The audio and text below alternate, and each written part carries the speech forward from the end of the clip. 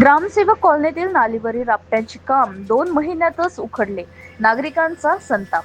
मूर्तिजापूर ग्रामसेवक कॉलनी परिसरात नुकतेच करण्यात आलेल्या नालीवर सिमेंट राफ्ट्याचे काम अवघ्या 2 महिन्यातच निकृष्ट दर्जाचे असल्याचे समोर आले आहे. अनेक ठिकाणी राफ्टे तुटून त्यामध्ये लोखंडी सळ्या बाहेर आल्याने नागरिकांची सुरक्षेचा प्रश्न निर्माण झाला आहे.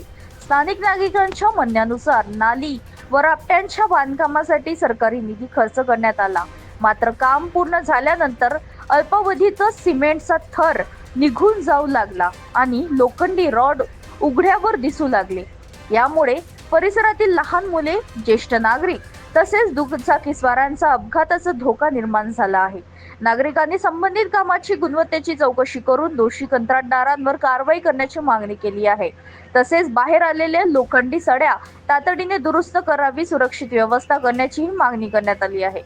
दरम्यान ग्रामसेवक कॉलनीतील नाल्याची नियमित स्वच्छता होत नसल्याचा आरोपही नागरिकांनी केला आहे. पावसाळ्यात नाल्यातील सांडपाणी घरामध्ये शिरत असल्याने आरोग्याची समस्या निर्माण होत असल्याचेही रहिवाशांनी म्हणणे आहे. या प्रकरणाची पंचायत समिती प्रशासनाने गंभीर दखल घेऊन संबंधित कामाची तांत्रिक तपासणी करावी, दोषीवर कारवाई करावी आणि परिसरात नाल्यांची नियमित स्वच्छता सुनिश्चित करावी, अशी मागणी नागरिकांकडून करण्यात येत आहे.